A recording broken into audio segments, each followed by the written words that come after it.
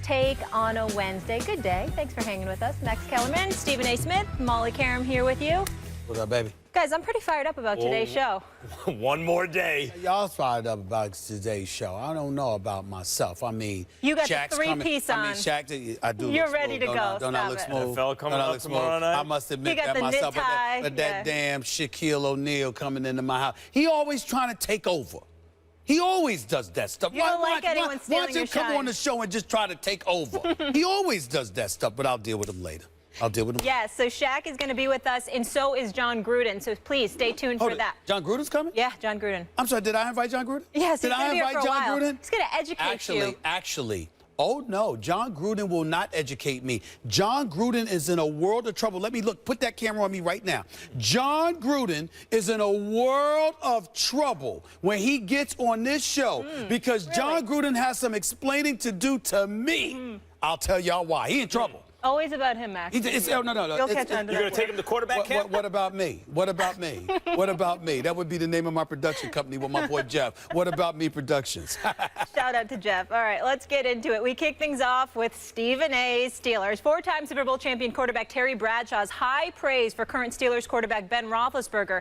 In an interview with Steelers.com, Bradshaw saying, quote, "I would rate Ben right on top of the list, ahead of Brady for sure and anybody else, Rivers, Eli.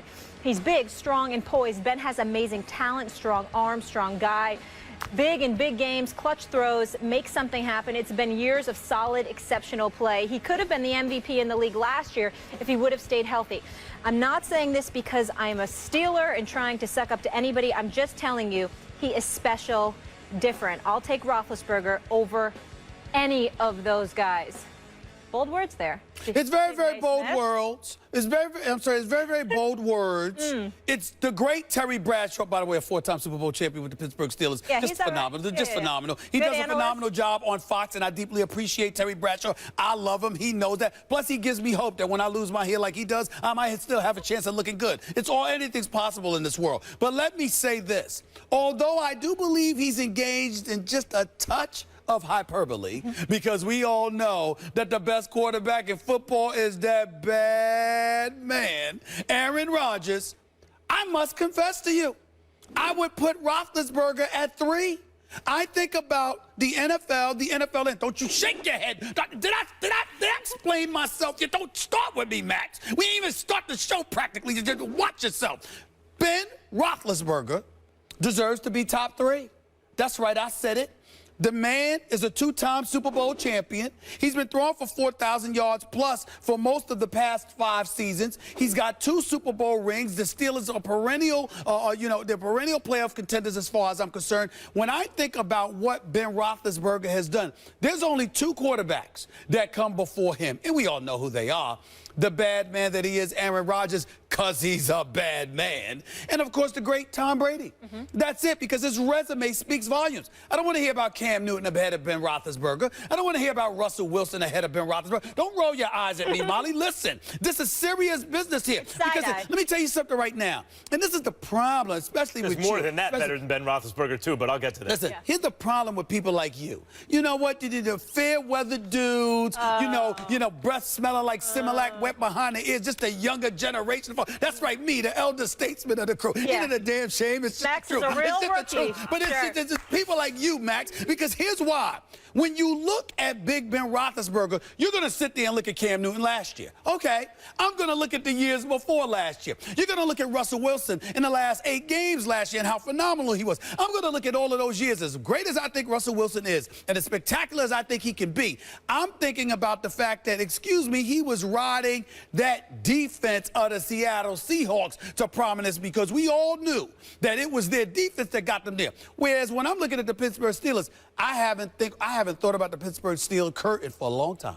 The Steel Curtain has left me. It has departed. It has betrayed me and Steeler lovers everywhere, okay? Their defense stinks half the time. Don't get me started with their secondary, all right? But they're getting younger, getting more speed, more athleticism. So we hope that they will show up. But in the end, they've given you nothing to believe in whatsoever over the last several years. So why have the Steelers been in the playoffs? Why have they captured 2 Super Bowls? Why have they been considered a team to be reckoned with? Because of Big Ben Roethlisberger. That's why I'm thinking top 3. You give me, and if you want to make an argument, you got to put Breeze even before you put Cam Newton and Russell Wilson. And Ben Roethlisberger, but that's another story. And I'm still going to pick Big Ben, because when I look at it, I think about Brady and I think about Aaron Rodgers. Those are the 2 dudes whose resumes, I know that doesn't matter to young bucks like yourself, Max Kellerman, but for people like me, your resume speaks volumes. Who you are, what you have accomplished over a longer period of time matters. I've said it many times, I'll say it again. A dead clock is right twice a day. Anybody can have a good season. Not anybody, but a lot of people can have a good season. A lot of people can have a one-year winner or be a one-hit wonder. It's what you do over a lengthy period of time that counts. And Big Ben Roethlisberger has a resume. For you young folks out there, I know you may not know what that means. Learn it. Resumes matter. They speak for you even more than potential. Yeah, resumes matter when you're talking about the Hall of Fame. When you're talking about career value, of course resumes matter. But we're talking about right now. And you're falling into the trap that many fall into. Let me tell you something. I can sit here and say Ghostface is my favorite rapper, right? Ghostface is my favorite rapper of all time. And he's one of the greatest rappers of all time. But I'm not going to sit here and argue that he's Jay or Biggie or someone like I don't think I'm going to win the argument. I don't care, because he's my favorite and he's an all-time great. That's who I'm listening to. You want to tell me that Ben Roethlisberger is your favorite? I get it. He's kind of my favorite, too. I get it. And he's great. But that doesn't mean just because he has had so far a more accomplished career than Cam Newton that he's better than Cam Newton right now. He's not. If he was, he would have won the MVP. That's not true. There's plenty of people that have won the MVPs before, Max, and they fell off the wagon. And in those seasons, they were the best. But Cam Newton's in his physical prime. He's not injured. He's in his mid-20s. You expect him to get worse? Or Ben Roethlisberger. Now, let's look at the teams they're on. Okay. But first of all, you have him 3rd. Aaron Rodgers, yes. Cam Newton is number 2, and he's nipping at Aaron Rodgers' heels right now. So you have Rodgers. Yeah. Cam Newton. That's right. I'm sorry. Cam Newton's number 2. According to NFL players, he's number 1. I'm stuttering here. Yeah. You got Cam Newton ahead of Tom Brady? Yeah. Oh, my God. And by the way... You are smoking something. What is the matter with you? What is the matter with you? How many touchdowns? How many touchdowns? Blasphemy. How could you say such a thing? How many touchdowns did Tom Brady was he responsible for last year? 39. Cam Newton, 45. Oh. 45 or 39. Hold on. So 6 halfway touchdowns. Through the season. Hold on, I'm sorry. So response, because I'm asking questions. I know it's your time. I'm just asking questions here. I just want to make sure I'm clear, Molly. Help me out here. Distinguished gentleman from House. I'm asking questions. So Tom Brady being responsible for 6 less touchdowns than Cam Newton in 1 year elevates Cam Newton above Tom Brady, despite the resume that Tom Brady has that includes 4 Super Bowl titles? Sure, it's one of the things. Where's security? Absolutely. The ESPN should have you drug tested right now. Right now. That guy's 6'6". The other guy's 6'3". Just because he's 3 inches taller means he's taller. I need urine samples. I need drug testing. I need everything. How could you say such a thing?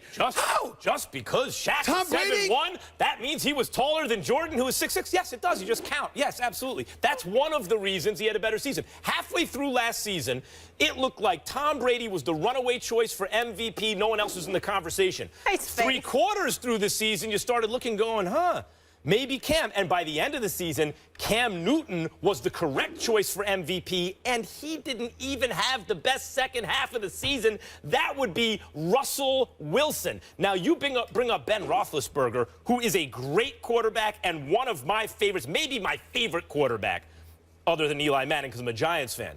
But is he even top 5? Aaron Rodgers, Cam Newton, Tom Brady, Russell Wilson, who's won a Super Bowl, who does not have the same offensive weapons Ben Roethlisberger has, who, by the way, was always considered correctly an excellent game manager who was big on 3rd down and could pick up yards with his legs. That's kind of exactly who you want, and has now evolved into a big-time playmaker who's usually, so many clutch plays in his career. Russell Wilson 4, Drew Brees 5, Ben Roethlisberger 6. Wow. I'd love to put him in the top 5. There's just no room, 6. Stephen A. 6. I'm just trying to figure out how soon you should be banned. I mean, this is unbelievable. I'll give you credit for bravery to come on national television to spew your idiocy. Your contemptible, just insulting stuff. A two-time Super Bowl champion who we've all speculated may be the orchestrator of the most prolific offense of the modern-day era by the time we get finished watching this Steelers offense. If it wasn't for Martavis Bryant getting himself suspended for the year, it would unquestionably be the most prolific offense of the modern-day era with the weapons that the Steelers have at their disposal. That's right, I said it. Excuse me, Le'Veon Bell, D'Angelo Williams, Martavis Bryant, Antonio Brown. What I'm saying to you You're making my point. What I'm saying to you is that the Steelers, even when they didn't have that, was still a team to be reckoned with offensively because of Big Ben.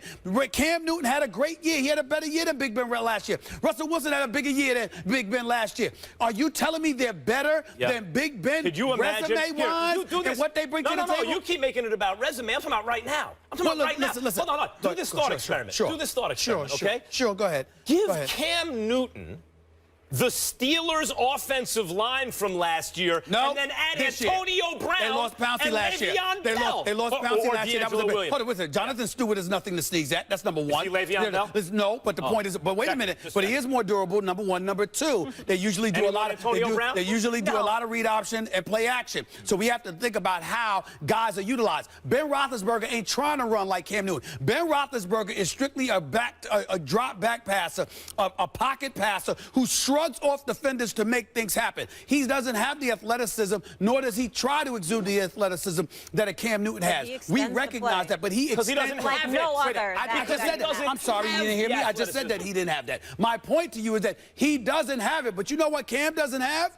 His ability to throw in the pocket the way Big Ben can. You gonna tell me he does? Cam You're gonna tell me that Cam Newton can throw in the pocket like Big Ben Roethlisberger? If you want to rate that skill, I'll rate Ben Roethlisberger ahead of Cam on that skill. Hold on, listen. I'm saying to you, but Cam is only one. The edge that you give Cam Newton, athletically, motor skills, is the edge I would give Big Ben over Cam as a pocket passer. Here, let me make it really simple. So which one do you need? I'll make it really simple. More as a quarterback. I'll just make it real simple. Cam Newton's better than Ben Roethlisberger. How about this? Drew Brees. Give Drew Brees, who has has as many 5,000-yard passing seasons as everyone else in history combined. Give Drew Brees Ben Roethlisberger's team, his offensive line and his offensive weapons. What does Drew Brees do? We can debate that, and I would concede to you. I would concede to you that is a far better argument than Cam or Russell Wilson as a pocket passer or quarterback, which is what I'm thinking about primarily. Don't give me that. You just told me yesterday. Wilson. Hold on. You just told me yesterday don't pay attention to those numbers. Now you gonna bring up the numbers? No. You didn't say that yesterday? No. You didn't say that yesterday? No, I did not. No, I did not. You really? I said don't pay attention to the counting numbers, the antiquated numbers. Pay attention to the more sophisticated. That's what you said yesterday. That's what you said yesterday. Yes, you said don't pay attention. Don't pay attention to RBIs. Hold on, wait a minute. Pay attention to on-base percentage. Don't pay attention to raw count. Hold on. Pay attention to efficiency numbers. But you said it while I was bringing up present-day metrics. You said it while I was bringing up QBR. Now you're changing No. I didn't say it. You said that when I said those things. Who had the highest QBR in the second half of last season ahead of Drew Brees? Who? Russell Wilson. Yes. Yeah, he balled. Did Russell Wilson also win a Super Bowl title? Yes, he did. One. Okay. And lost the other one. That interception, by Malcolm Butler, that should have never been thrown, by the way. Keep going. Sure. Keep going. Did Ben Roethlisberger not ride a great defense to a Super Bowl title, his first one? Was he really good in those playoffs? The one against Seattle? He made a tackle in the open field, but otherwise, was he really good in those playoffs? Ben Roethlisberger was not that impressive at all in that Super Bowl against Seattle, but he was impressive getting them there, not to mention the fact that he damn sure was impressive with that drive to Santonio Holmes, one of the greatest drives we'll ever see, in a Super Bowl. Did Roethlisberger get to the Super Bowl last year? No, he did not. Is he the reigning MVP? No. Okay. So? Did he have a great offensive line and great offensive No, line? he did not have a great offensive line last year. He didn't have a great offensive line. He had a decent. last year. Pouncey was out. Pouncey was out. That took a lot out of that. That takes Hold on. That's a very, very significant thing. Sure, what are you talking about? That's very, very significant. Pouncey is a very. Are you just going to dismiss Pouncey? Is that what you're doing? Is that what you're doing? Elite O-line last year. Steelers an elite O-line last year. They were pretty They were solid. not elite. Not the word elite. I'm addressing Max's word. Don't try to jump in to help him. Let him hold his own. You use He the needs word a voice elite. of The reason. Steelers were not Aaron an elite Rodgers, offensive line. Cam Newton. Yep. Tom Brady. Yep. Russell Wilson, Drew Brees, that's the top 5. Okay. And then, maybe my favorite, Ben Roethlisberger, but I'm not going to allow that to make me overrate him. Aaron Rodgers, Tom Brady, Yep. you can give me Bruce or Big Ben 3 or 4, it's a pick 'em, and Cam Newton's 5.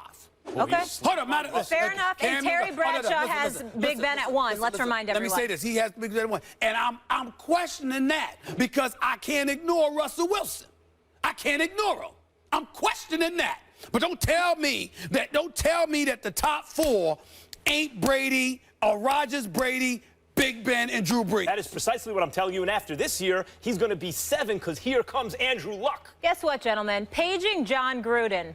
We need his help here. The NFL season kicks off in 1 day, and who better to preview the season and help break this down? We need to get to the bottom of this. A real pro here. He's going to answer this question for us. John Gruden is in trouble. He does not need help. He's in trouble. He'll be with us next. Stay here. Can't wait. This is Shaquille O'Neal, and I'm coming up on First Take. Stephen A., I got the tissue for you, baby. Don't cry. Dry your eye. Here comes Shaq, and I'm not a little guy.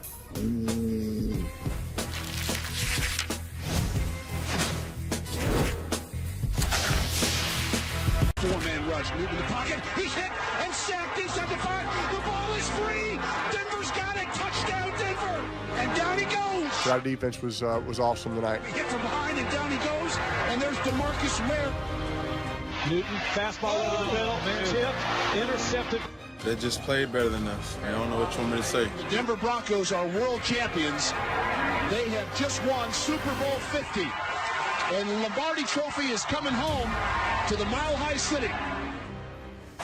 It's the eve of the NFL season. It has been over 200 days since the Broncos beat the Panthers in the Super Bowl. The NFL season kicking off tomorrow with a rematch. And who better to preview the season but former head coach of the Raiders and Bucks and our color analyst for ESPN's Monday Night Football games. We are so excited to have John Gruden here on First Take. Coach, thank you so much for being with us.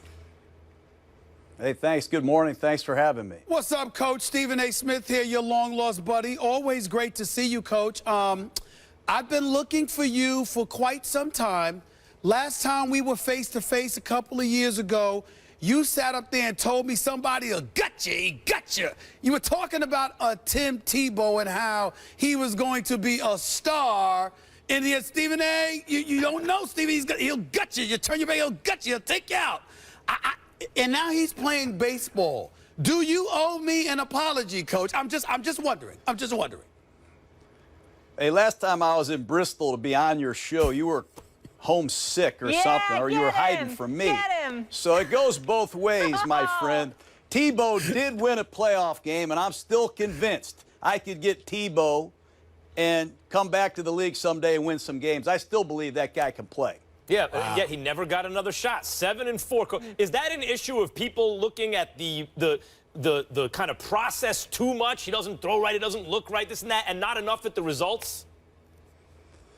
Well, there's a lot of ways to win football games, but when you have Demaryius Thomas and Eric Decker and John Elway in the front office, you probably want to throw the football, and clearly they went a different direction, and they haven't found a place for Tim Tebow to work and play the kind of football that he plays. It's going to take a full commitment to the zone read, the spread system that he had success with at Florida.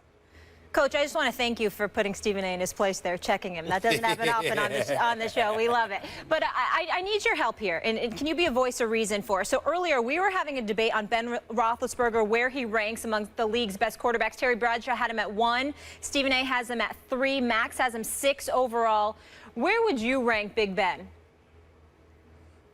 I have a hard time ranking these guys 1 through 10 or 1 through 12, but he's in the top 5. Anytime you're a 2-time world champion and you have the results that he's had. His win-loss record speaks for itself. And I just saw Pittsburgh in the preseason play Philadelphia without Roethlisberger. I saw him play Carolina without Roethlisberger. I saw him play last year in the regular season without Roethlisberger. Pittsburgh can't score without Ben Roethlisberger, so I can see why Terry Bradshaw had him number 1. He's in the top 2 or 3 in my book. He's able to do just about anything you want him to do, running or passing. So who do you leave out of the top 5, Coach? Because someone's got to drop. There's only so many spaces. If he's top 2 or 3, there's Aaron Rodgers, Tom Brady, and Ben Roethlisberger. Is that your list? I mean, that means he's ahead of Drew Brees, Cam Newton, Russell Wilson. I knew I was going to hear from you to start this debate. All I can say is I think there's 10 guys you can win a world championship with. I think it's a matter of who they have as their supporting cast, what kind of offensive line, what kind of receivers, what kind of defense do they play. I have a hard time keeping Phillip Rivers and Drew Brees out of this conversation. They just don't have the supporting cast that they've had in previous seasons. But you got to go with Russell Wilson. You got to put Cam Newton up there. You've got to have Rodgers and Brady up there. Hard to keep Ben Roethlisberger out of my top 5. What about Eli Manning, who not only has 2 Super Bowls, but unlike Ben Roethlisberger, has 2 Super Bowl MVPs?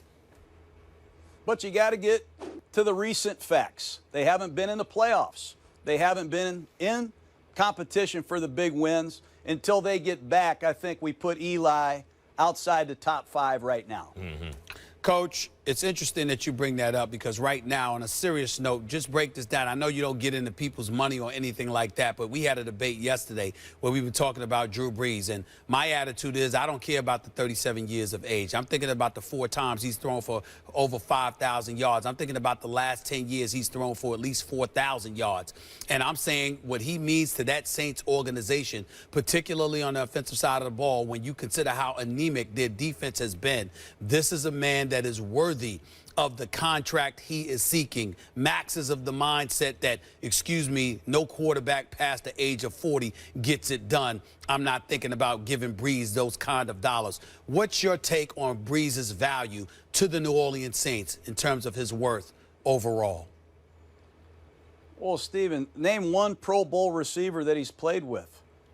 Can't do it. I'm waiting. I don't know that he's had. How many have he had? How many has he had?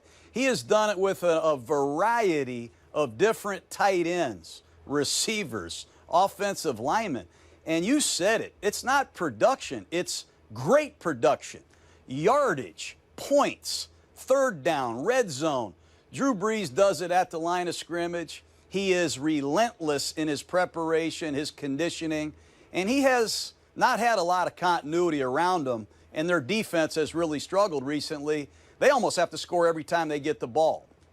Yeah, but Drew Brees, one of the best I've ever seen, Coach, for what that's worth. Maybe not much compared to what obviously you've seen. And yet, if you look at it, quarterbacks to a man, not a single exception in the history of football so far. They can cruise along at a very high altitude till even past 40. But before their 41st birthday, none of them have ever been the same. And he'll be 38 these playoffs. How many dollars can you really commit to that guy over how many years?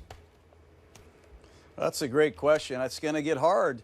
You know, you're looking at some of the best quarterbacks in the whole league that are getting up there. Eli Manning, you just talked about. Phillip Rivers. You have Drew Brees. You have a number of these guys, Tom Brady, that are getting up there in age. Tony Romo is another man making a lot of money. Where are the replacements coming from? If you don't have a quarterback, you can't win. I think people are really rolling the dice, but these guys have proven they can play, but you have to get a contingency plan pretty soon. Let me transition to Andrew Luck, Coach, and what your thoughts are about him. Last year, just 15 touchdowns, 12 interceptions in the games that he played, had a myriad of injuries. That offensive line over the last several years hasn't done the greatest job of protecting him. Plus, you haven't had a stout running game, so he's got to drop back to pass, even though he's got some of the speediest receivers in the game, and Moncrief, Hilton, and others. The bottom line is simple. I still have some trepidation about the Indianapolis Colts simply because of how they're built. I know they've been trying to buffer up their offensive line, but I'm wondering what should we expect from Andrew Luck based on what we saw last year. Do you expect more of the same, or do you expect him to make amends for the kind of year he had last year, struggling even before he had the injuries? Well, they got to get their supporting cast resolve. They just don't run the football there. They haven't had a 100-yard back in about 5 years.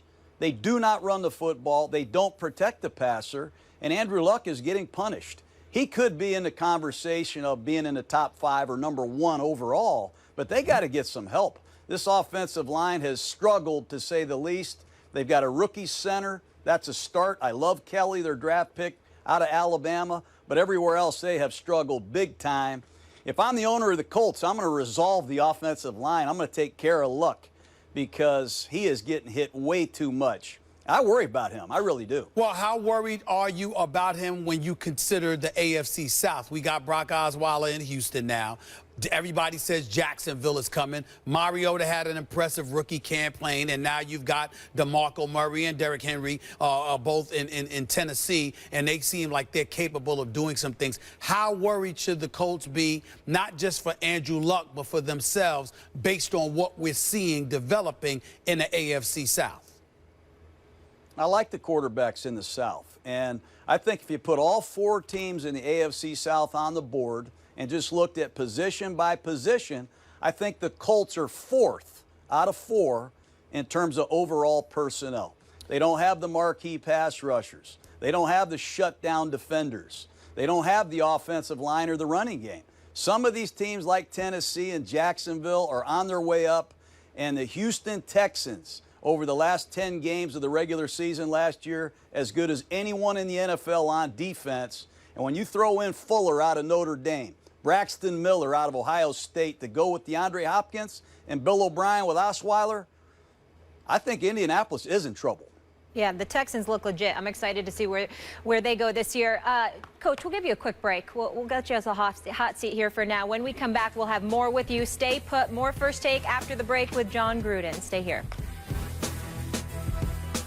Back with ESPN Monday Night Football analyst John Gruden. So happy to have him here with us. And Coach, one of the most intriguing teams this season has to be the Broncos, obviously the reigning Super Bowl champs, but they come into the season looking very different, you could argue, on both sides of the ball. What are your expectations for Denver this season?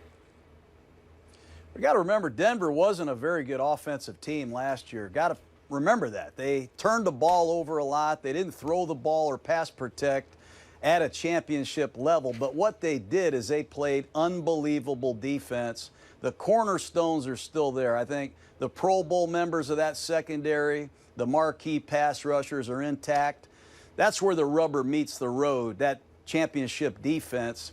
They got to prove this young quarterback can play, and I think to do that, they're going to have to rely on the Gary Kubiak running game early. Coach, what about the loss of Malik Jackson and Danny Trevathan? How do you feel about that? I think Malik Jackson's a big loss. That inside pass rush, that's what made them very unique. They're going to have to manufacture some other ways to get there. I hear that they have some young guys in the mix that they like. Derek Wolfe is still there. And Wade Phillips is going to blitz. We all know that he's going to bring 5 and play tight man-to-man coverage. They got to prove that they can replace the men that they lost. Trevathan can cover. He was a good space player against all these spread formations. They lost their punter yesterday. Colquitt, I thought, was outstanding, not to mention Peyton Manning's leadership in the locker room. They got a lot to prove, just like everybody else.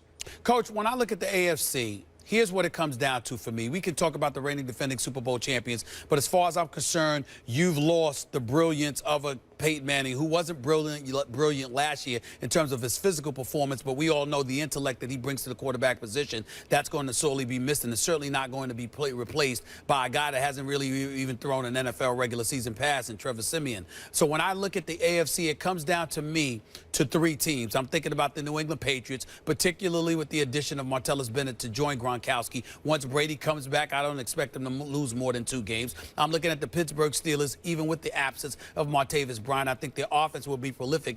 And unfortunately, I can't rule out the Cincinnati Bengals, even though they haven't won a playoff game in Marvin Lewis's 12-year career there. And, of course, I'll take into account Kansas City. Am I missing anybody, or does it come down to those 4 teams? Kansas City, Cincinnati, Pittsburgh, and New England. I think you got to take a good look at the Oakland Raiders, my friend. My old team. You sure? You sure that's not emotional? This team is interesting. You sure that's not emotional? You got to take a look. You got to take a look at the Oakland Raiders. I mean, they got a young quarterback that is on the rise. They have skill now. They got Crabtree. They got Cooper. They can run the ball with Murray. And player for player, they have as good an offensive line as there is in the AFC. If they can get a lead, Khalil Mack in this defense, they picked up Bruce Irvin. They can close you out. I like the Raiders. I like the silver and black. Coach, staying in the AFC, and Stephen A. mentioned it, the Bengals. Now, they haven't won a playoff game, but last year it looked to me like Andy Dalton was showing signs of turning the corner under pressure. He hadn't been a great pressure player till then, but he'd seemed to reach, you know, at new, if not consistent, regular season heights. And then there were little instances, you know, prime time games, second half of games, second half of the season. There was an uptick in production. And I was really looking forward to him playing in the playoffs, and then it didn't happen, and the whole Burfict hit and everything. Do you think the Bengals are ready to take the next step finally? I think Andy Dalton is ready to take the next step. I think he gets way too much credit for them not advancing in the playoffs. I think they got to play better collectively as a team. They've been in the playoffs under Dalton 5 straight years. Dalton has played good football. They have to get everybody on the same page in November, December, and certainly in January. But they don't have Tyler Eifert. They don't have Marvin Jones. Can the 2 offensive linemen that they drafted last year play? I haven't seen that yet. They have some questions they got to get resolved. They just lost their first-round pick, Jackson, a cornerback they were counting on. They got to prove some things just like Denver. That's why I think it's wide open. Go back to the Raiders. I think this is the year the silver and black gets back in the mix. I still sense the emotion there. I mean, we all know you know your football, of course. We're proud to have you as our Monday Night Football voice, but I do sense the emotion with the silver and black. But I'll let it slide. I'll let it slide because, Coach, I got to tell you something. Something's been on my mind, and this doesn't really have much to do with what we're talking about, but I'm wondering how we should be looking at the Houston Texans in this respect. I like Rick Smith. I like the job that he has done. I'm a fan of Bill O'Brien, the coach. I think he can coach. The Houston Texans had an opportunity to have Khalil Mack, and they passed on him for Jadeveon Clowney, and there's still an APB out for his game. We can't find him during the regular season. I'm wondering, Coach, could you tell me, have you ever found yourself imagining what life would be like in Houston with that defense, if J.J. Watt had Khalil Mack with him, how different things would be in Houston? Could you talk to me about that for a second? Well, talk about how different it would be if they took Derek Carr at the top of the second round a couple of years ago. I wonder what it would have been like if I'd have taken Aaron Rodgers instead of the guy we took. But you can't keep wiping the tears off your face. Hey, Clowney can play. Oh, Clowney can play. He's got to get healthy. He's got to prove it. He's had a good preseason. The guy was electrifying at times at South Carolina. At times. He was a slam dunk #1 overall I pick. can't believe I'm hearing Clowney, if you're listening to the show, it's your time. This is your time, Jadeveon. Yes. Jadeveon Clowney is his name. And by the way, Coach, listen, I never said he can't. Hold on, listen to me. I never said he can't play. What I said is he ain't playing. The best ability is availability, which he never has in his favor. And when he was at South Carolina, even though he could play, he was taking time off, and we all know that. So I'm shocked that you would just sit there and say that, Coach. I really am. Well, there's a lot of ways to look at this. There's a lot of ways that you can second-guess your picks. But the story has not been written yet. Clowney has the opportunity to prove to all of his skeptics, like you, that he is a legitimate #1 pick. Remember, there are players, Stephen, that don't explode onto the scene as rookies. I know how impatient you and all your friends are, but sometimes it takes a little bit of time. So keep an eye on Clowney this year. I think he's going to have 12 sacks. I have been patient. And more importantly, John Gruden, I have been patient with you in the past, okay? And I'm still waiting, Coach. I'm still waiting. So I hear what you're saying. I'm going to hold you to that, too. I'm going to hold you. Go ahead, Matt. Stay within the realm of reality, as I'd like to try to do, at least so someone on this show can do it. I'm waiting for you to pull it off. I'm waiting for you to pull it off. Go ahead. Now, let's say Clowney can stay healthy. Of course, that's a what-if, but he's at the point in his career where maybe, you know, he's entering his physical prime. He has some experience. If he stays healthy with him and J.J. Watt on the – how good can this Texas defense be? Well, you got to throw in Romeo Cornell, their defensive coordinator. He's one of the best at making adjustments. He comes obviously from that Bill Belichick family. And in the second half, late in the third quarter, he puts something in the game that you haven't seen for the first 45 minutes, and it drives people crazy. They have a great scheme. They can blitz you. They can play multiple coverages. The secondary is coming alive. I like the Texans. If Osweiler comes through, you might just see the Texans and the Raiders in the AFC it's all about the silver game. and black. Who else picked the silver and black on this show? I just think John Gruden, he's great, but I just think he's emotional right now when it comes to the Raiders. The Super I really Bowl do. winning coach. I really do. I got my suspicions about John Gruden on this one. I really do. Please. I really do. Coach, sticking with us up Hey, next. if I can get an earpiece that works, next time, I'll come on the show for an hour and go after you. Oh. Whoa. I accept that challenge. I accept that challenge, I would love it. It might be a blessing for him. He has one that doesn't work. All right. Up next, we're going to look at the NFC. The Cowboys are going to be without Tony Romo for the near future. Coach will tell us if he thinks they are done after the break. Plus, SHAQ won 3 championships with Kobe Bryant. So where did he rank him among the best players since Michael Jordan? We will get into that as well. Back here with the voice of Monday Night Football, John Gruden here with us, dropping knowledge. And John, let's talk a little bit about the team that lost the Super Bowl last year, the Panthers, reigning MVP, Cam Newton. He's going to be looking for revenge as his offense getting their #1 receiver back in Kelvin Benjamin. Will the Panthers get back to the Super Bowl this season, you think? I would bet on them. If I were going to pick one team in the NFC, I would start with the Carolina Panthers. Obviously, Cam Newton, the quarterback, and the quarterback of their defense, Luke Kuechly, those two guys are at the top of their game. They haven't lost a lot of players other than Josh Norman in the secondary, but they do get Benjamin back. I think they're going to win the South, get to the tournament, get a home game, and they're a tough team to prepare for because of all the things that Cam Newton can do. Coach, explain to us in hindsight, why did the Carolina Panthers lose the Super Bowl to the Denver Broncos? What specifically can you dissect for us that transpired that caused them to lose the way that they did? I think part of it was Wade Phillips had 2 weeks to prepare for Carolina. This is the toughest team to prepare for. You don't know what to even practice for. Read options, speed options, reverses, bombs. I mean, they run all kind of different plays, and they can do it in a no-huddle offense. So they had a lot of time to prepare a great game plan, and they had 3 Pro Bowl secondary people, Chris Harris, Aqib Talib, T.J. Ward, and they can get after you with the pass rush. They were able to load the box, get an extra defender in there for Newton, and they had a great plan. I think that had a lot to do with it. Coach, talking about some young quarterbacks in the NFC, I know it's very early, no regular season games have been played yet, and yet we do have some new information. For example, Goff's not even going to dress for week 1. Wentz is starting, and Prescott's taken the world by storm now and has the opportunity because of Romo's injury. What is your impression, first, of the fact that Goff is not even dressing for the game?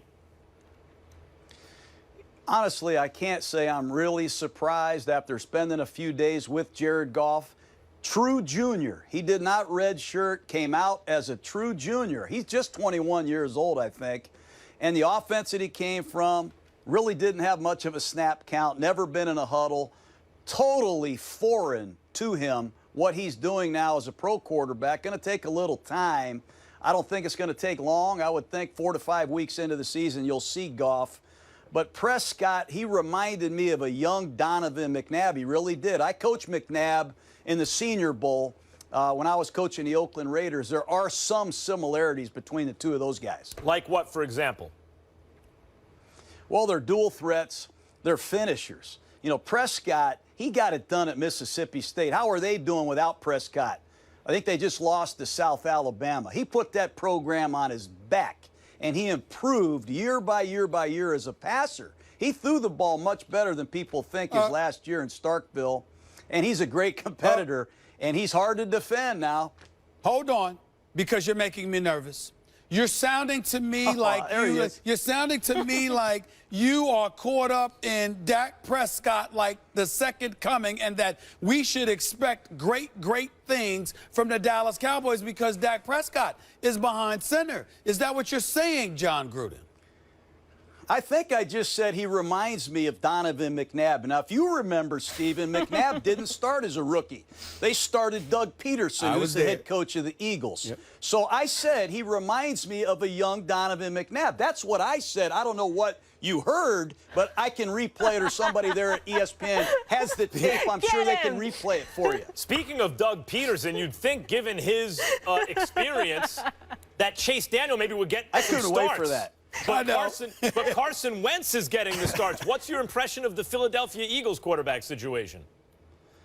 You know, I love this game. Cleveland Browns against the Philadelphia Eagles. Can you imagine if Carson Wentz shreds Cleveland? Cleveland's got to be nervous about that because they had a chance to take a quarterback. They better hope Robert Griffin plays well against Philadelphia. That's going to be interesting to watch. But if you watch Carson Wentz play against Tampa in the first preseason game, he got beat up bad. I can see why he broke his ribs. I thought he was going to break other bones. It's a good thing they got him out of there when they did. I don't know how healthy he is. I don't know where he is in terms of the overall understanding of the Eagles' offense, but he better take better care of himself. Remember, he got hurt playing at Dakota. Coach, I mean, we've been on the air together for a little while here, almost a half hour, and we've talked about quarterbacks, we've talked about teams. I can't believe I'm on the air with John Gruden, and John Gruden's talking about quarterbacks, and not one time did he mention the bad man that he is, Aaron Rodgers, who, by the way, is getting Jordy Nelson back. So when we talk about greatness, I'm supposed to be talking about a great coach who happens to be a great analyst that didn't bring up the greatest quarterback in the game today. Could you explain yourself about what you think about Aaron Rodgers and why you haven't brought him up in a whole half hour you've been on this show? Well, I love being on this show. This is as hard as my heart has pumped since we won the Super Bowl. I mean, I love this. Aaron Rodgers is a combination of quickness. He's mentally quick. He's got arm quickness, and man, can this guy move his feet quick. I love that about him. What I like the most about A-Rod is Mike McCarthy is back calling the plays. You can say Nelson is coming back. You can say all you want to say. What I love the most about the Green Bay Packers is I like the fact McCarthy's back calling the plays. That's going to make a huge difference. Is Rodgers still the best quarterback in the game, Coach? Be hard to go against Rodgers, but I like the guy up in Seattle as well. I've seen Rodgers and Russell Wilson go head-to-head in the postseason, in the regular season. Just hard to defend guys that are that sharp mentally, that can move and get out of trouble like they can. I'd probably go with Russell Wilson just because he's younger. I could have him for a longer period of time. You bring up Russell Wilson, and we've discussed him earlier in the show. He went from like this perfect game manager with speed to something, it seems to me, different. Second half of last year, to a crazy kind of playmaker, an MVP-level quarterback, and yet still doesn't really, they don't use him maybe as much as he might be used, especially with Doug Baldwin. What was the difference in the second half of last season in terms of his maturation? I mean, you lose Jimmy Graham, you lose Marshawn Lynch. Your offensive line, they have 5 new starters on their line this year. They have one thing going, I think, on offense, and it's that quarterback. He's unbelievable. They're able to get into a no-back set, put 5 receivers, backs, tight ends, whatever you want to call them. Just put them out in a route and have them run around, and nobody blocks. It's no problem. Russell Wilson, he dodges 2 guys. He can throw it, run it. Unbelievable player, playmaker, and the more people that you spread out to cover down on these receivers, the more space you create, and he's proven he is hard to tackle. Coach, the Carolina Panthers are the reigning NFC champions. They have the reigning league MVP. They're a big physical bunch, according to Coach Herm Edwards, which is why they're obviously formidable. When we think about the NFC and we scour it, I'm not picking anybody from the NFC East as being a threat. I'm sorry. I'm just allergic to doing such a thing. But I will look at Green Bay with Aaron Rodgers. I will look at Arizona with the crew that they have led by Bruce Arians. And I will look at the Seattle Seahawks because of Russell Wilson, because of Pete Carroll and that defense. Who should Carolina be most concerned about in terms of trying to come out of the NFC again? Well, I think you mentioned the obvious teams. That's really good homework that you did there. But I'd be leery. I'd be leery of the Tampa Bay Buccaneers. Let me tell you about the Tampa Bay Buccaneers, Stephen A. They got a quarterback. Jameis Winston, all you got to do is turn on the film. The guy is going to be a great player. Second year. They can run the ball with Doug Martin. And they have two big-time receivers. I love Mike Evans. And they're going to be better on defense, I think, with Mike Smith, the ex-head coach of the Atlanta Falcons. They've done a nice job in the preseason. There's a lot of confidence coming out of there. Jameis Winston against Cam Newton on Monday Night Football, that's going to be a good one. Coach, it's so much fun having you on the show, and obviously we love the NFL expertise. But I just want you to know you have an open invitation to join us anytime. Oh, no, open invitation. He challenged me, Molly, to an hour, and I'm waiting for that challenge. I took some hits today. Keep doing the homework. I took some hits today, Coach Gruden, and you got me a little bit today. I'm going to get you back, though. I'm going to get you back. Well, next time, no quarterback talk. Let's throw me some tougher subjects because I'm going to show you how versatile I am, how ready I am. No softballs, Stephen A. No, we so appreciate it. Coach, we'll see you on Monday night. We can't wait for that season Great finale job, here. Coach. Thank you. Thanks, Coach. All right, guys. Have a good one.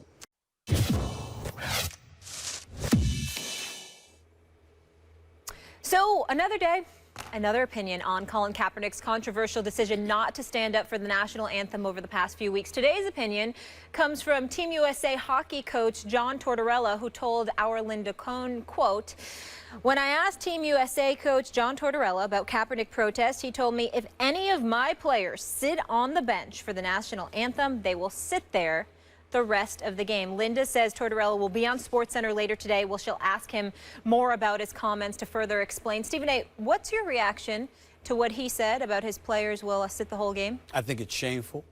I'll go as far as to say that I think it's un-American. And I think that if this is the coach of Team USA and he's taking that position, then he should be stripped of his duties and he shouldn't be allowed to represent the United States of America. And I mean that sincerely.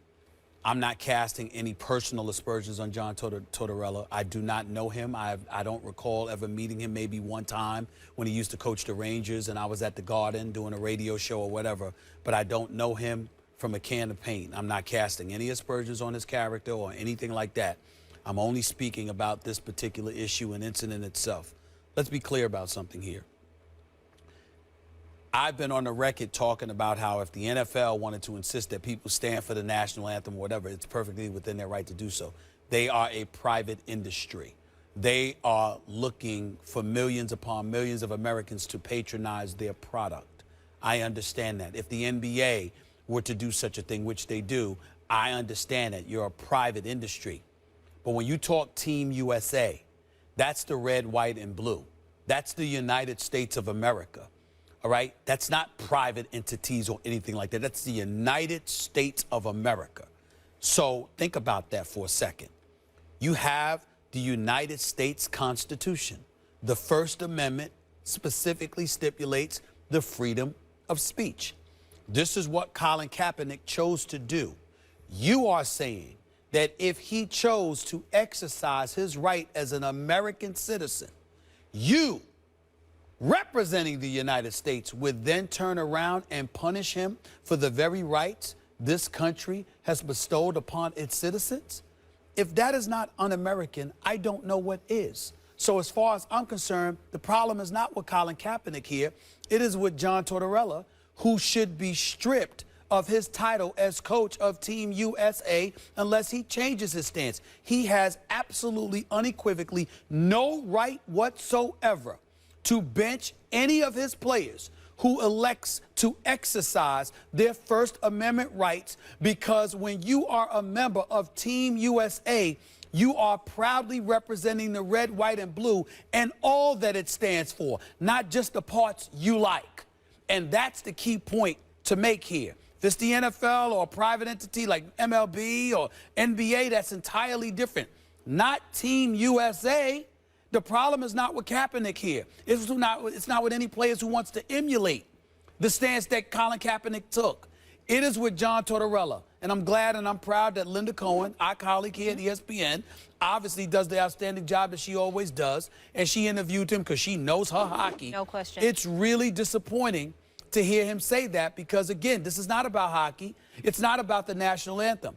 It's about your right to take the position that you want to take without having to worry about repercussions or ramifications of the like. As a member of Team USA, for him to boldly state that, I believe he should have to apologize publicly immediately because I'm hearing he's going to be interviewed on SportsCenter within the hour. He should have to apologize immediately, or he should be stripped of his title as coach of Team USA.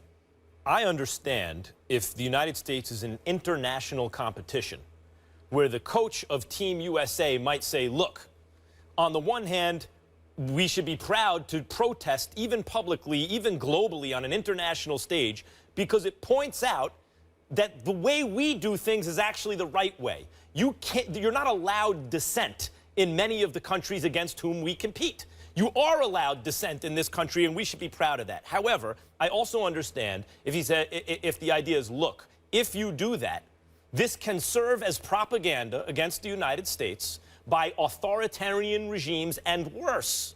So maybe if Team USA is involved in international competition, let's all stand for the American flag and present the united front to the rest of the world and not air our dirty laundry in international competition. All that said, I totally agree with the idea that this is an abuse of power. And the question is, why does he feel so comfortable? Like, there are covert abuses of power. That's in secret. Yep. Little pressure that you can exert in the workplace and in other places in subtle ways and not so subtle ways that kind of maintain the status quo. If you support the status quo, we all stand for the national anthem. That's one thing that we all do. But when it crosses over to an overt message, to overt pressure, when the coach feels comfortable enough to say, it's not just behind closed doors that I'm going to create this kind of atmosphere that exerts pressure for everyone to behave the way I want them to, but I am actually going to explicitly state that this is what I'll do if you don't. The question is, why does he feel comfortable enough in his position of power to abuse his power in that way? Okay. And I think one of the answers is that people who support the status quo see the cultural landscape shifting underneath their feet and don't like it, and feel that now is the time to insist on their view of cultural norms. This is the way it should be, and I will exercise my power overtly, explicitly, in order to maintain the status quo. And when you do that, you get yourself in trouble. Here, I agree. He's made it explicit, and he has crossed the line. He's crossed the line, with no question about it, and I appreciate you saying that. And, listen, this is a debate show, and Max and I are going to be in a lot of conflicts. Yeah. But there are times when you not only agree, but you need to agree on certain things. I really, really would implore citizens of the United States of America, sports fans everywhere, to think about the magnitude of this man's statement. I will bench you if you don't stand for the national anthem. Now, in fairness to Tortorella, I'm told one of his children serves in the military. I'm not sure about that. I think because I was on Good Morning America this morning, and I think the great Robin Roberts, the wonderful Robin Roberts, I think she mentioned something about his son has served or is serving. So, in fairness to him, let's be fair by mentioning there's a heightened level of sensitivity that he may have. My response to that is you'd have a legitimate argument if Colin Kaepernick said, bump the military, I can't stand our country, I can't stand who we represent, and the hell with the military too. He specifically stated that's not what this was about. He was talking about police brutality against African Americans and people of color. Now, we can argue that. I usually say brutality on the part of some police officers because I want to give most of the police officers the benefit of the doubt because they do protect and serve our communities and do a wonderful job. But that's what he was alluding to. He specifically stated that. It actually wasn't alluding to it. He stated it. So if he stated that, and he said it wasn't the military, and he then followed that up by getting on a knee to make sure the military men and women in San Diego last week, he made sure to try to honor and respect them. then there's no cause for Tortorella to have this position at this juncture. The fact that he does speaks to a level of privilege as a white individual, highly insensitive to the plight of black people, and then he's taking it a step further by literally telling you and enunciating what he will do to you if you don't share his sentiment and his position. It speaks to what America is not supposed to be about. This man has to apologize or he has to be removed as coach. There is a conflation going on that Professor Michael Eric Dyson beautifully articulates in his most current, his article on the Undefeated, right, that there's a conflation between nationalism and patriotism. Nationalism, America, love it or leave it.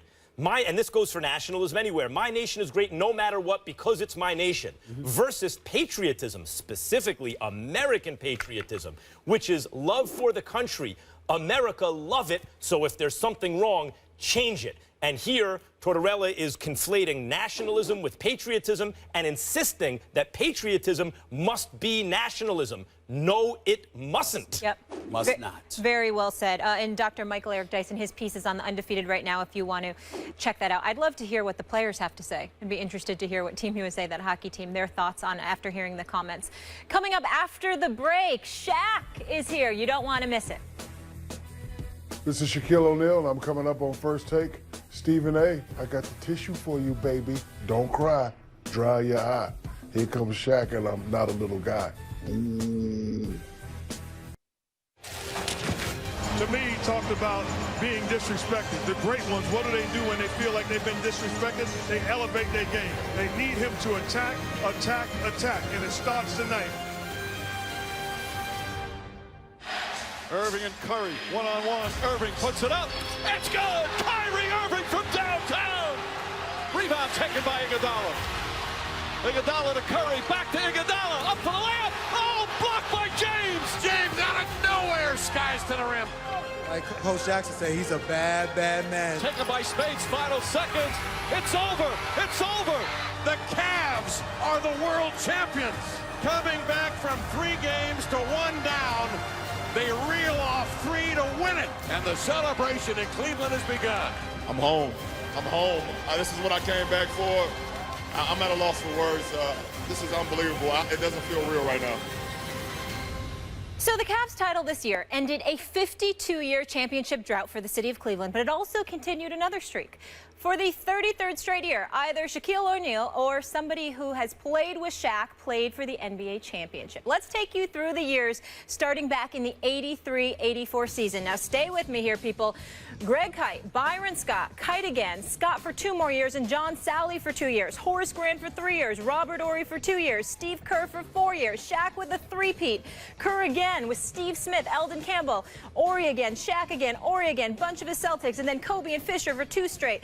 Sasha Pavlovich, bunch of Heat players for 2 straight. Boris Diaw, Danny Green, Barbosa, and then last year, LeBron James and Mo Williams. So we welcome the connection to 33 straight NBA titles, 4-time NBA championship, and member of the Naismith Memorial Basketball Hall of Fame class of 2016, Shaquille O'Neal, who joins us on behalf of Zales Jewelers to unveil the newly designed Hall of Fame ring, which will be presented to each inductee, in the class of 2016. Shaq, good morning. I didn't hear that, Molly. Could you repeat that? What you just said? Yeah, would you like me to slow it down for you? No, but this is the ring. It's a beauty. Man, yeah, that's right. Turn it so, put a zoom in there so I can see it. Is it big enough to fit? Can't see that. Is it big enough to fit those fingers of yours? Yes, it is, but I'm not allowed to put it on yet because they haven't called my name. You know how we do, Steve, and I want to earn it. When they call my name, then it's official. Well, you certainly have, much deserved, and that ring is a beauty by Zales. Shaq, before these guys get into it with you, I need you to break something down for me. Now, I just documented your storied career, but you told The Vertical we only saw 30% of your real game. How is that possible? Stephen A. knows this. I was the first big guy to bring it down off the backboard and take it down coast to coast with style. Cross people up, did that every now and then just so you guys would show it on ESPN. But I really had all those attributes in my game. But because of the double and triple team, I never really got to show it.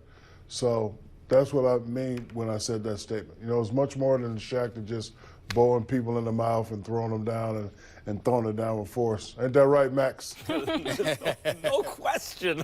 Shaq, let me ask you this question, man. I mean, going into the Hall of Fame.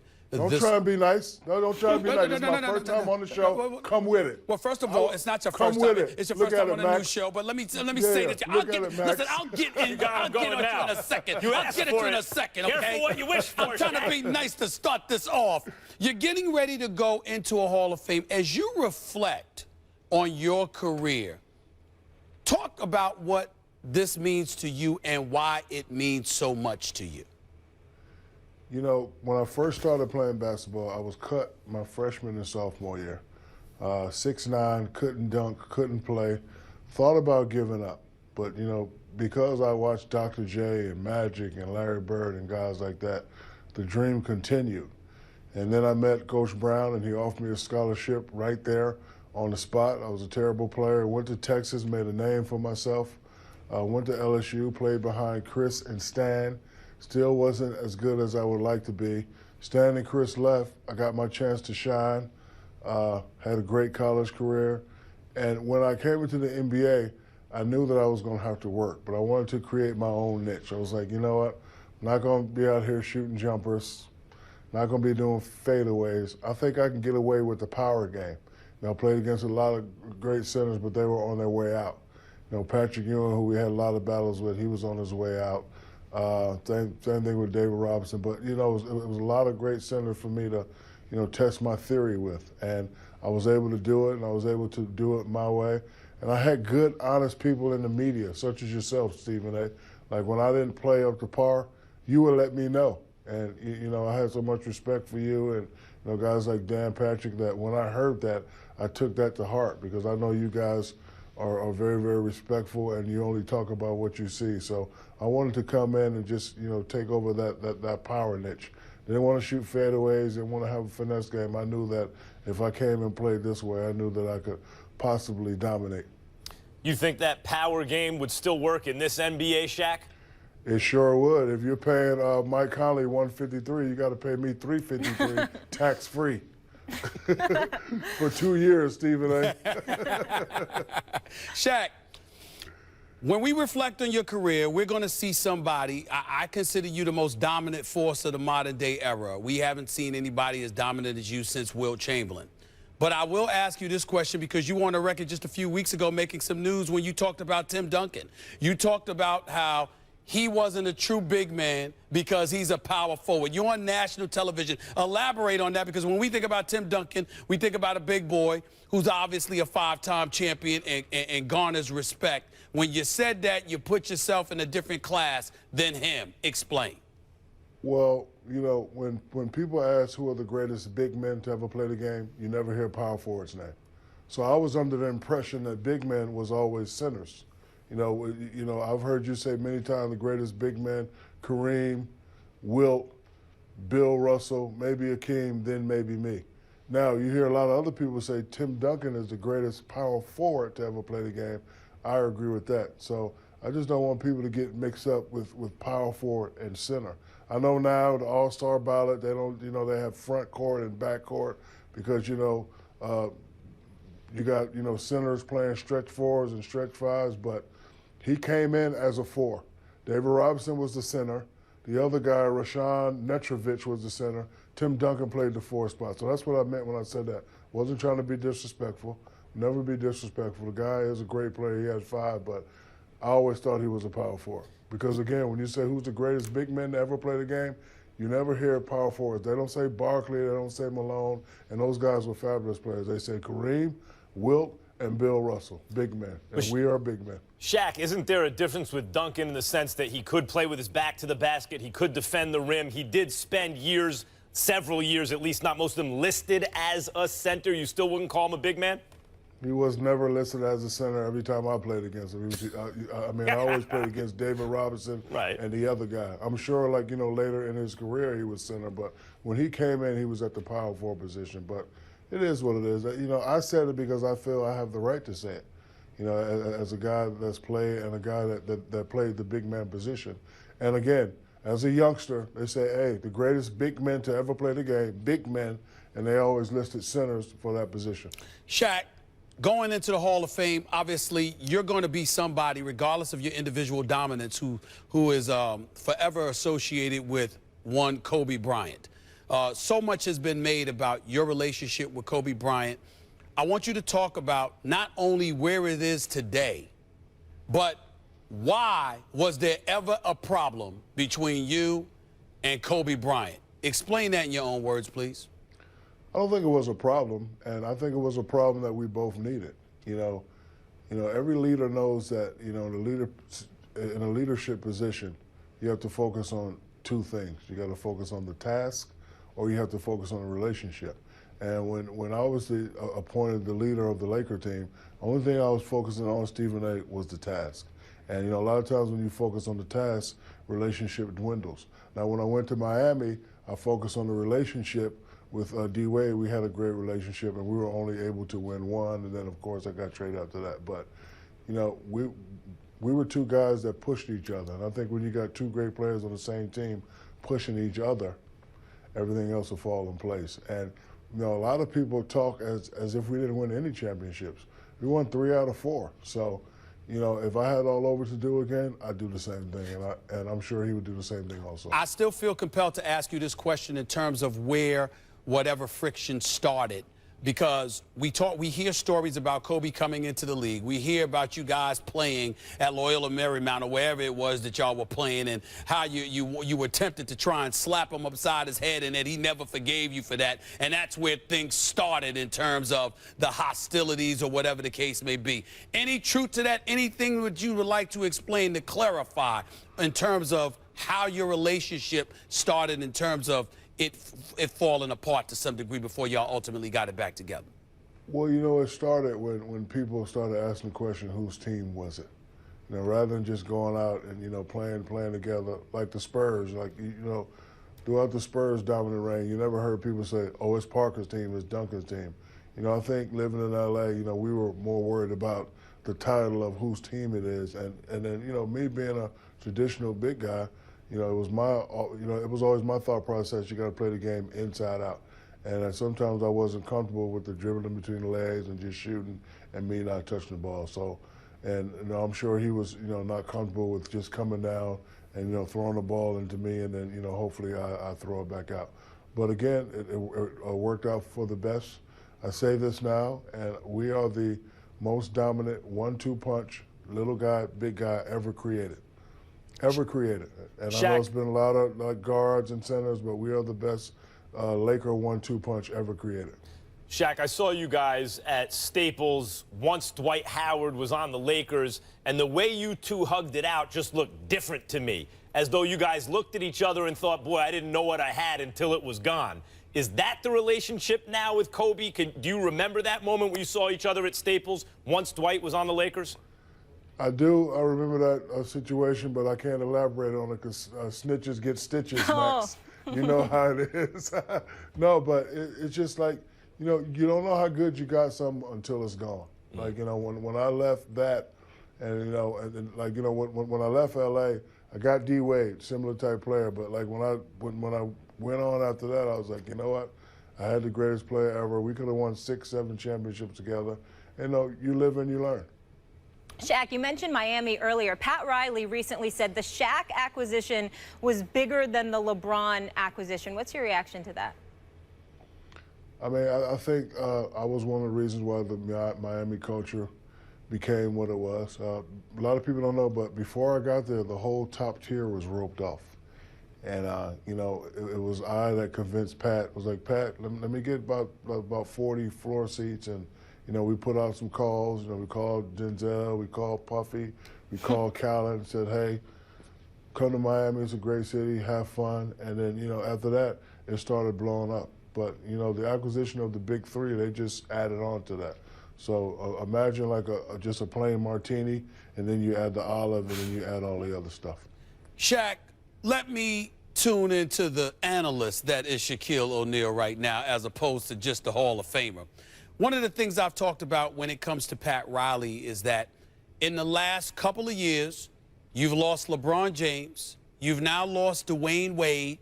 There's some friction, obviously, over the health issues of Chris Bosh in terms of Chris Bosh being ready to play and Pat Riley and the Miami Heat, not really commenting on that. My position is Pat Riley is great. He's the winner within. He's accomplished a great deal of things.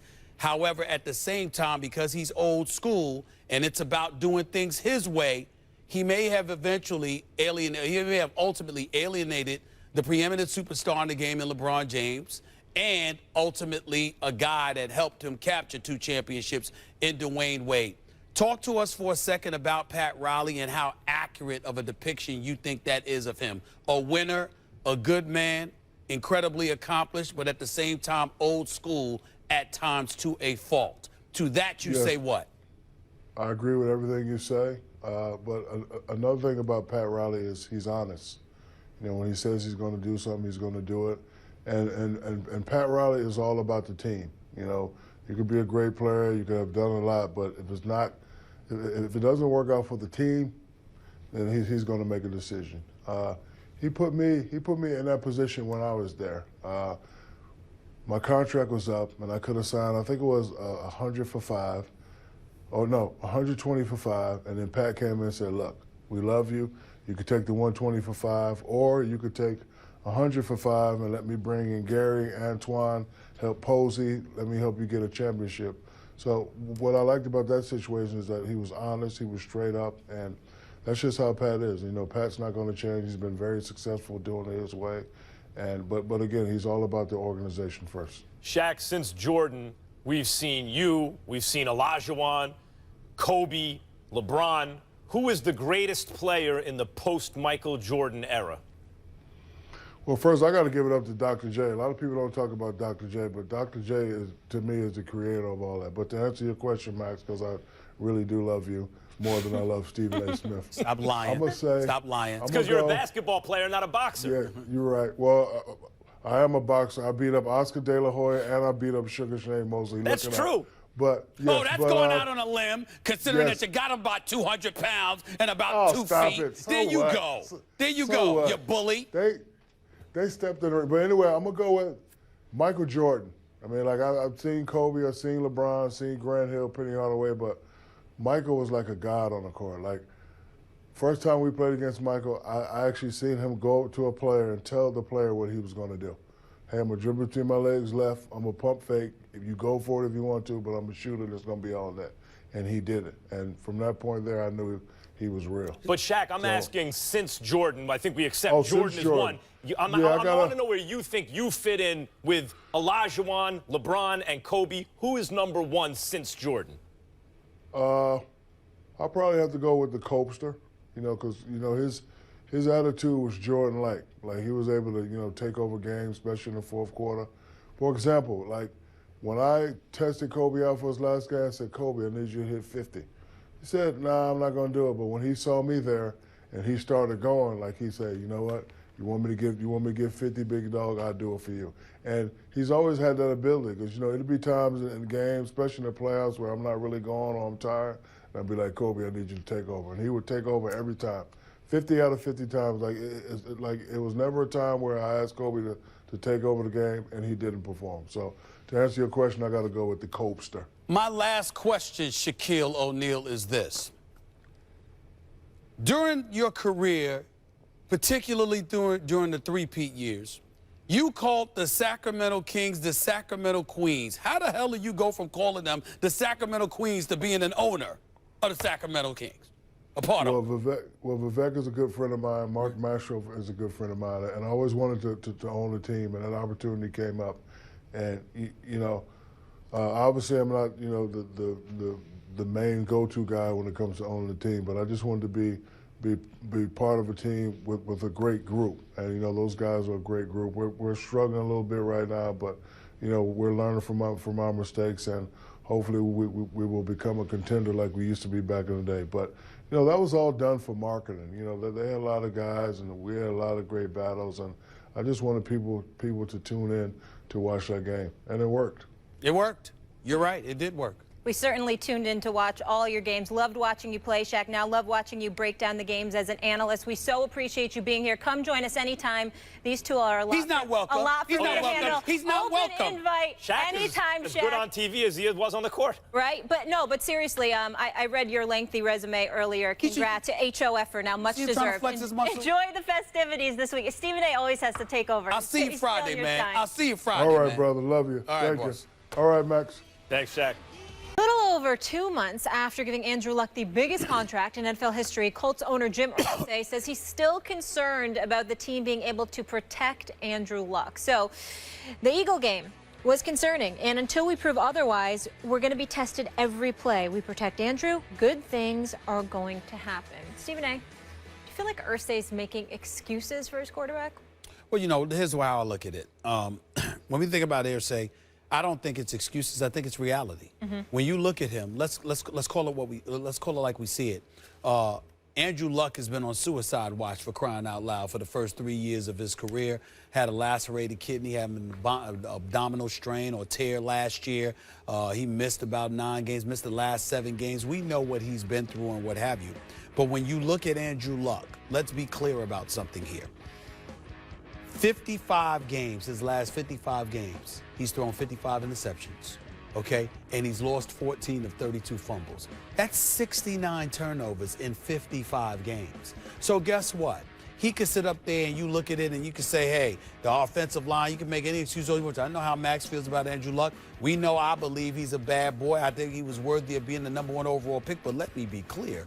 There's no excuses to lean on.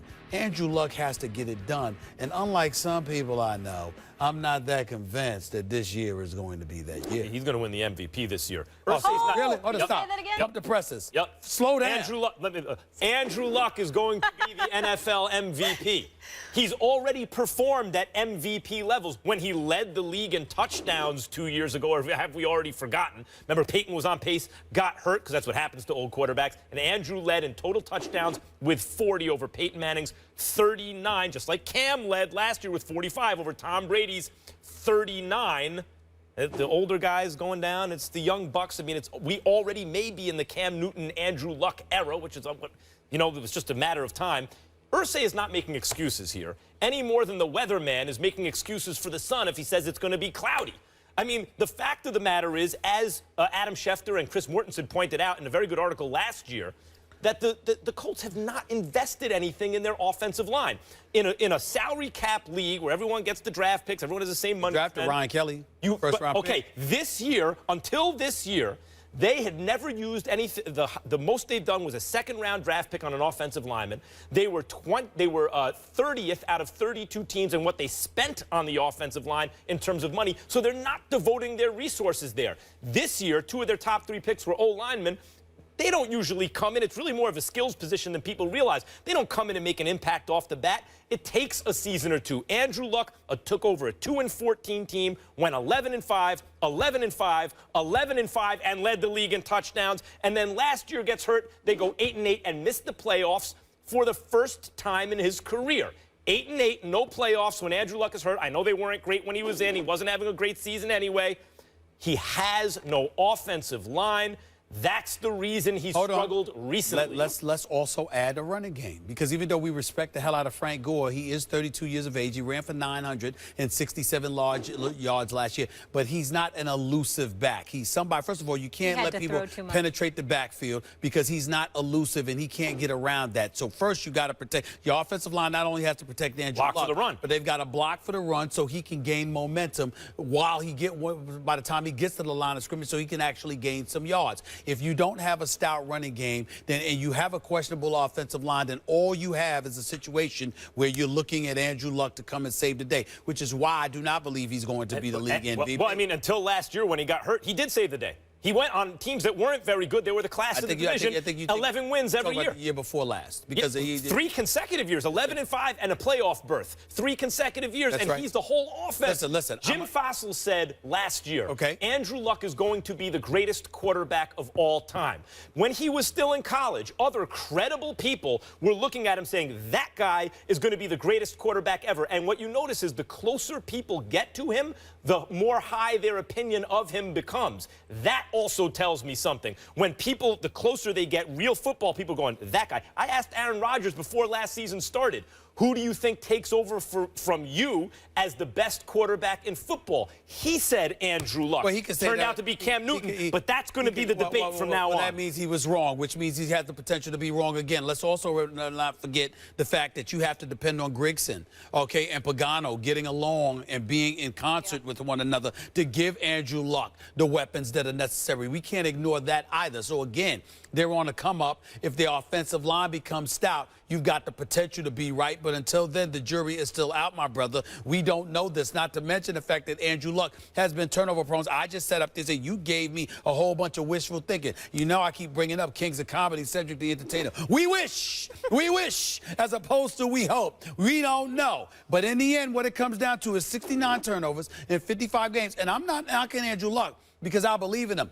I'm just not so certain I believe in him as much as you do. Number one, at this juncture. Number two, because of the injuries. And number three, because I don't trust Grigson and Pagano together. Yes. The situation itself. We can't ignore that. The Colts got rid of Peyton Manning for Andrew Luck. Peyton threw 55 touchdowns one season, followed that up with 39, followed that up with a Super Bowl win. And the Colts made the right decision. I agree with that. That's how gangster this guy is. That's not about gangster. Yes, it is. No. Yes, I agree that they made the right decision, but you're addicted to this word gangster. I don't know if it's the Untouchables, it's Law and Order. That's right. I don't know what the hell's going on with you. But, hold on, Brick. I don't play a gangster on TV. But I don't mention it as much as you do, which is what makes me shocked. But what I'm saying to you is this. You keep bringing that stuff up. I get all of that. Those are arguments that I made in the past. The difference between you and I is that you're bloviating to a point where you think Andrew Luck has already arrived and you're not taking the ancillary parts into consideration. Okay, well, except you got to take those things except that if you go, I've been saying, like, it's the two blue chip guys of this era, Andrew Luck and Cam Newton, that's the era we're in. It's like Mickey Mantle and Willie Mays. People why you keep this out mentioning Andrew Luck and Cam Newton without Russell Wilson? 2 and 14 without him. You add one piece, and 2 and 14 becomes 11 and 5. And in case you thought that was coincidence, it was fluky, he repeats 11 and 5 the next year and 11 and 5 the next year. And in case you think that was fluky, the year he gets hurt, 8 and 8, no playoffs. So one thing is consistent here. When you have Andrew Luck at quarterback, even without an offensive line, even without a running game, you win 11 games and go to the playoffs. Yeah, and the bad part about it is I agree with your argument, except for how you're making it, because you're ignoring the key points. You're acting like he just got there and it didn't matter what he was going to get. Playing in the AFC South before last season actually did help. Yeah. I mean, I love how you leave that out. It was a joke. It's gotten I love so much how you better. leave that out. He's It was a joke for too, years. for being But such I don't a think good anything sneaky about it. He's really athletic. I'm saying for being such a good pocket passer, the way he can run, people underestimate that. 40 touchdowns, led the league. When we come back, he went #1 in the NFL draft, but he will be inactive for week 1. But does this prove the Rams made a mistake? We get into it. First Take is brought to you by Dick's Sporting Goods, proud to employ and support hundreds of Team USA contenders. The Rams made a huge splash this offseason when they traded up to get the #1 overall pick in the draft, selecting Cal quarterback Jared Goff. That pick is now looking questionable because Goff is currently listed as the 3rd QB on the Rams roster behind starter Case Keenum and backup Sean Mannion. Head coach Jeff Fisher told NFL Network that Goff will be inactive for the season opener against the Niners on Monday night. Goff finished the preseason completing only 22 of 49 passes for 232 yards with 2 touchdowns and 4 turnovers. Stephen A., does Goff being inactive appear that the Rams made a mistake here? It appears that way, but the jury is still out. We don't want to sit up there and engage in condemnation about this kid who's a true junior coming out of college and being thrusted into this situation. It is a bit odd that he's not on the active roster. The fact that he's not on the active roster, I don't even know the name of the #2 dude that they have in front of him. Mannion. Who the hell is Mannion? So, I didn't know whether it was Mannion or Onion or something. I didn't know. I don't know who the hell it is. I'm not knocking him, but my Lord, I've never heard of him in my life. It's not Onion. Just to clarify, it's Mannion, not Onion. So glad we cleared that So let's get his name right. I mean, this guy is ahead of the #1 overall pick. I'm not going to condemn Jared Goff. I'm going to condemn Jeff Fisher. I'm so surprised. 22 years, entering his 22nd season as an NFL head coach, only has 6 playoff appearances on his resume. We all know that with Les Snead, he's got some say in terms of who they draft. My goodness, if they've missed the boat on this and has blown the #1 overall pick in the draft on Jared Goff, we got a problem. And somebody needs to be looking at Jeff Fisher, because it's one thing for him not to be ready, but for him not to be on an active roster, this is bad. Well, you and Coach Gruden earlier point out, listen, a true junior and new system, he's not familiar with it. This is a long-term play, not a short-term play.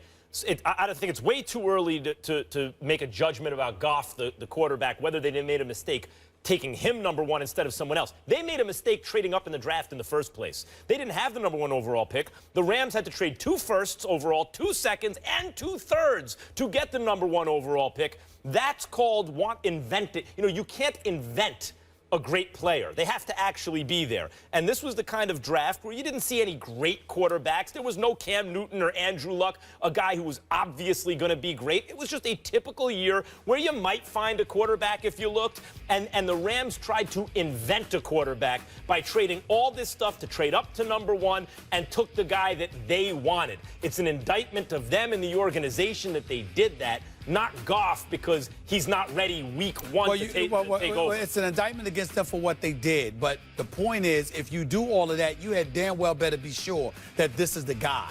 And I mean, for politics, far be it for me to say this, but for politics purposes, you got to keep him on the active roster. I mean, my God, to just not even have him on the active roster, you're telling the world, damn, we don't think he can play, which makes everyone look at you.